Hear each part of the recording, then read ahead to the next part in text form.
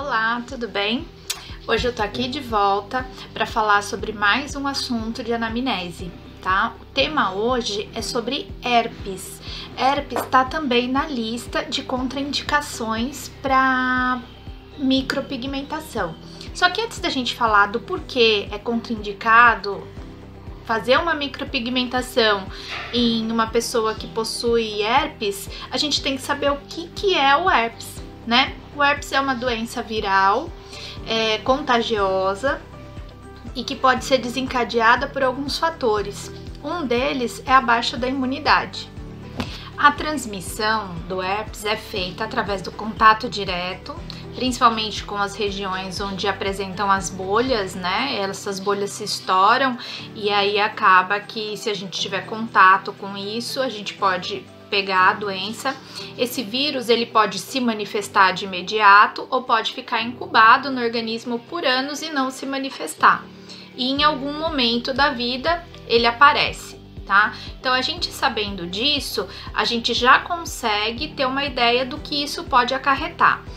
Existem várias formas do herpes, né? Tem o herpes labial, tem o herpes zoster, que é um herpes que se manifesta na pele, e o labial é o mais comum, que a gente está mais acostumado a ver no nosso dia a dia. Então, por que ele é contraindicado? Vamos lá. Quando a gente faz uma micropigmentação labial, por exemplo, a gente não gera uma lesão na boca, né? A gente vai lá e faz uma agressão no lábio para fazer a pintura.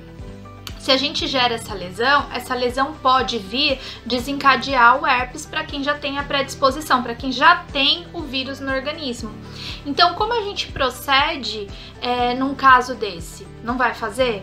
Não, tem como a gente trabalhar isso, por isso que eu falo que o herpes é uma contraindicação relativa, porque a gente pode trabalhar desde que o cliente não esteja em fase aguda. E aí a gente tem que ter alguns cuidados profiláticos para evitar que esse quadro apareça. Por quê? Porque a gente já sabe que quando tem um processo inflamatório muito acentuado, muito grande, a gente tem o quê? Uma dificuldade da fixação do pigmento, né? Então, se a cliente manifestar um herpes pós-procedimento, pós a micropigmentação labial, a gente vai ter que dar mais retoques, porque aquele pigmento não vai fixar da forma que deveria. Então, como eu procedo quando eu tenho um cliente que já virou para mim e na minha anamnese diz que tem herpes? Né? Ele não está com o herpes naquele momento, mas ele já manifestou o herpes alguma vez na vida dele.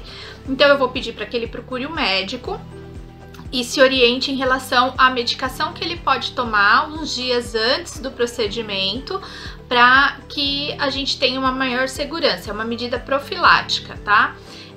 Outra possibilidade é o cliente que já tem herpes, ele tá acostumado, olha, o médico, já fui no médico, o médico me passou esse medicamento, então sempre que eu tenho herpes eu tomo esse medicamento. Então você pode, o cliente pode tomar o medicamento de costume dele em torno de 3 a 4 dias antes. Lembrando, gente, a gente não tem autonomia para indicar medicamento algum. A gente sabe que existem alguns medicamentos, algumas coisas que podem ajudar, mas nós, como micropigmentadores, não podemos prescrever medicação. Então a gente orienta a procurar um médico, explicar para o médico o que vai fazer e o médico vai orientar qual medicamento ele deve tomar de forma profilática, tá? Se o cliente já está acostumado, ele toma o medicamento de costume e você se exime de qualquer responsabilidade em relação a isso, tá, gente? É muito sério isso, a gente não tem que prescrever medicação.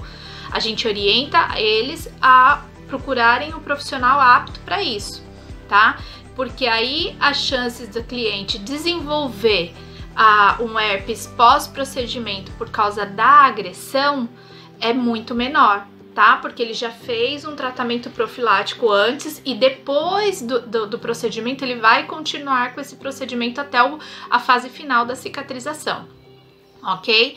Então, a minha dica de hoje é essa. Eu acho importante a gente saber o porquê das situações, o que isso interfere, né? Quando eu comecei, é muito simples as pessoas falarem pode, não pode, talvez, e a gente não ter como é que eu posso dizer? A gente não ter um respaldo daquilo que a gente tá fazendo. Ah, por que que não pode? Ah, porque ela falou? Não, tem um porquê. Então eu tô tentando trazer pra vocês algumas coisas que eu descobri com o passar do tempo de profissão, né? O porquê de algumas coisas que pra mim no começo era meio complicado de entender. Espero estar ajudando vocês, a dica de hoje foi essa. Um beijo, uma ótima semana!